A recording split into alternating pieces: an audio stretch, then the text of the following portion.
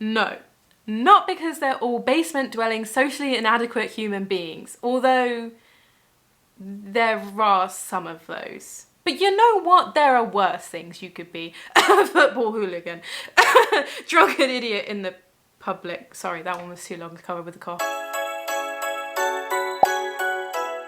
The truth is, gaming hasn't become one of the largest, most profitable industries because a few nerdy losers are sitting there clicking away with their Dorito fingers. Gaming is literally getting everywhere nowadays, and while I'm not trying to convince you to be a gamer here, I am going to ask you to keep an open mind, because whilst you might not want to be a gamer, it's always beneficial to understand what gaming actually provides, and who knows, maybe you'll even be swayed and have an entirely different perspective by the end of this video. But we're getting ahead of ourselves here. I want to talk about specifically COVID. I want the hard facts. I want them now. But let's just bear in mind that while this is a global pandemic, research on how gaming has affected people has not been exactly a top priority.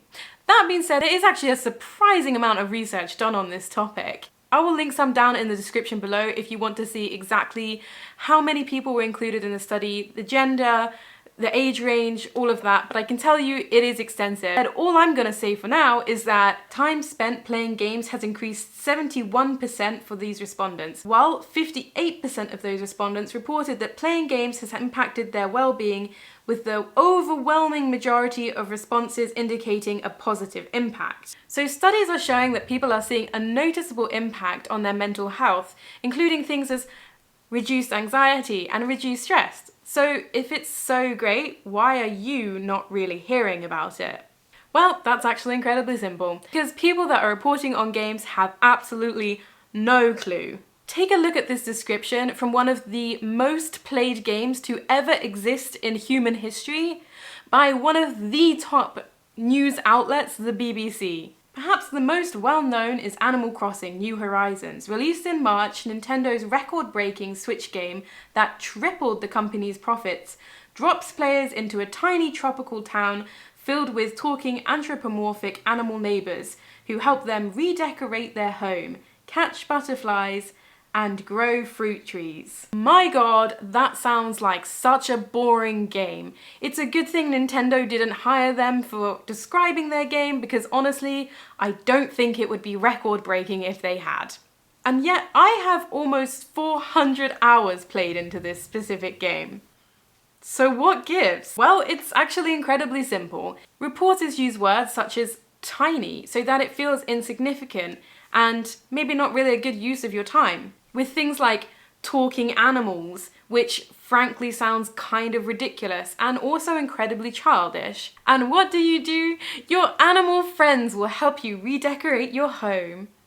Except they won't, and that's not even accurate. And if this person had played the game, they would know that. But you are undoubtedly no stranger to media misrepresenting things, but fear not, that is why I, your friendly neighbourhood professional gamer and gaming enthusiast, is here to set the record straight. I won't even pick any of my perfectly selected games for this topic. I will in fact use the BBC's example. So let's have a look at Animal Crossing. Firstly, let's get the blurb right. You are not dropped onto a tiny island, but you are invited to go to an exclusive island, which is incredibly beautiful. The sound design is so amazing. You will feel relaxed straight away, listening to the sounds of the ocean and the wind blowing through the trees. It's incredible. Not only that, but you can match the game to your own hemisphere. So if you are from Europe, you can set it to that time zone and to that season. So it can make you feel even more at home and even more customized to you, the player. You're greeted by Tom Nook, a character that is so infamous online. People have created whole stories and comic sketches about him as a single father to Timmy and Tommy. And I think it's incredible. Not only that, it's never even brought up as a thing from Nintendo. It's never publicized as, wow, look at us, we're so progressive.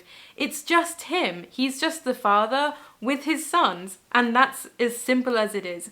No songs and bells on this story. Although technically that's not true, because as you will quickly find out as you are put on your island, Mr. Nook is happy to set you up with a loan. And the currency here is bells. I'm sorry, I couldn't help myself.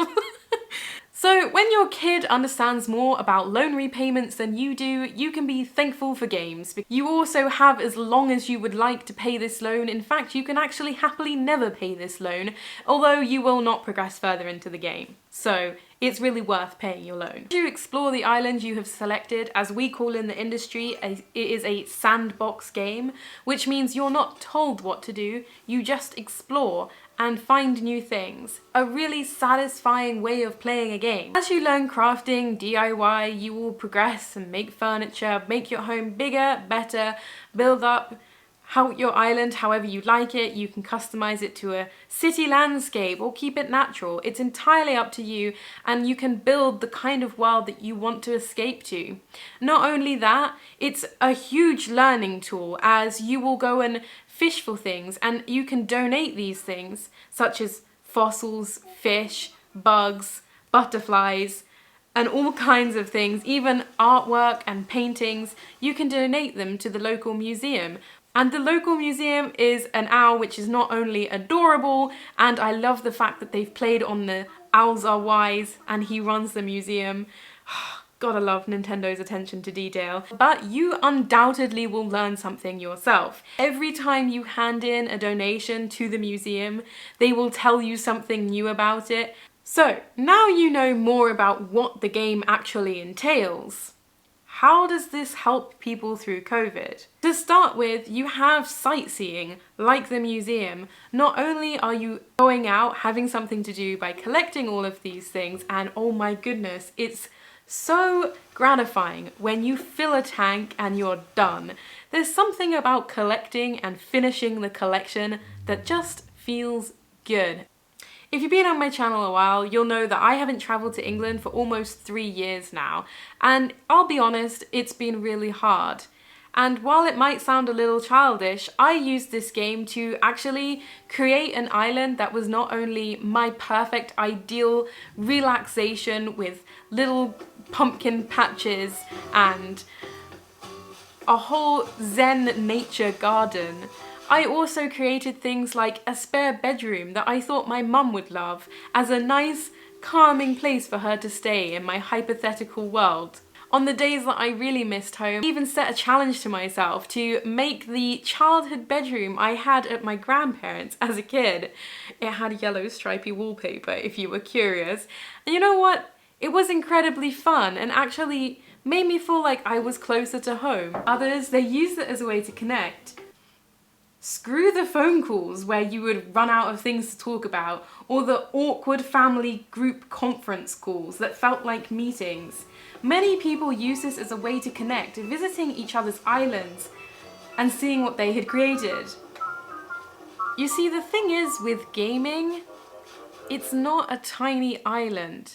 It's a multi-million person community that you can access any time of the day, whenever you want. It's full of people that are sharing, learning, and laughing together.